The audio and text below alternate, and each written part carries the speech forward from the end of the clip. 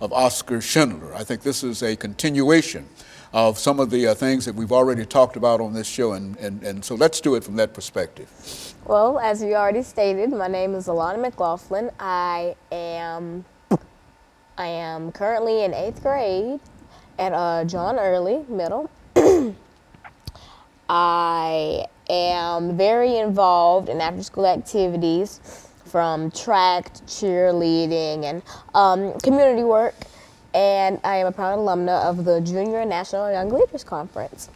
And basically, what prompted me to want to talk about Oskar Schindler was the fact that I recently returned home from a camp called VAMPY, which is the summer program for verbally and mathematically precocious youth. And at that camp, you have a selection of classes to take. And so I chose to take a class about Nazi Germany. And a big name in Nazi Germany and in the Holocaust was Oskar Schindler. And so we watched Schindler, the famous movie Schindler's List, and we got to take a trip to the Holocaust Museum in Washington, D.C., and I really started to learn and search more about Oskar Schindler, and I realized, wow, he was a really, I can't really say if he was good or not, because it all depends on how you perceive his work, but he was a prominent man, I'll tell you that. And there's so many interesting things that a lot of people don't know, and so that's what really made me grip to this topic and really want to share my information with the world. And I think this is really a continuation of your interest in the Holocaust and some of the other things in reference to Nazi Germany. We also did one not quite recently on the rise and fall of Adolf Hitler, and you gave us quite a bit of information in reference to that.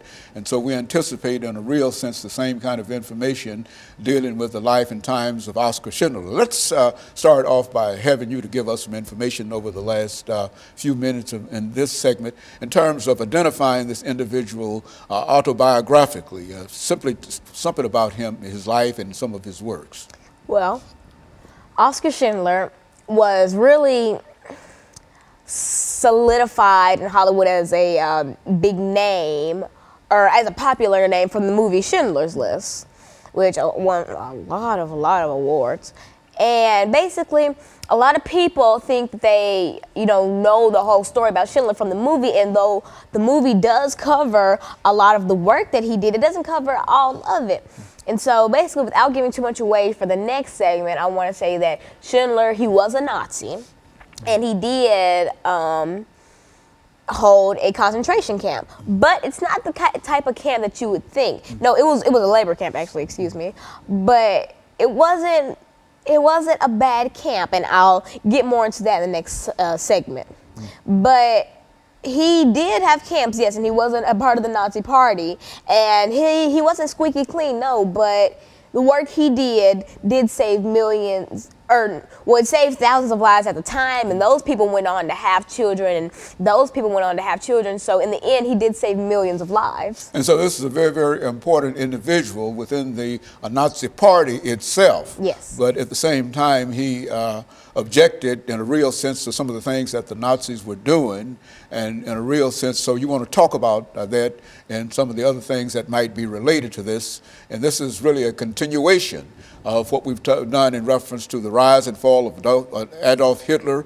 And at one time you gave us a review over the Second World War and European dictators. And I think that Hitler and Mussolini and Stalin were all a part of that. And so we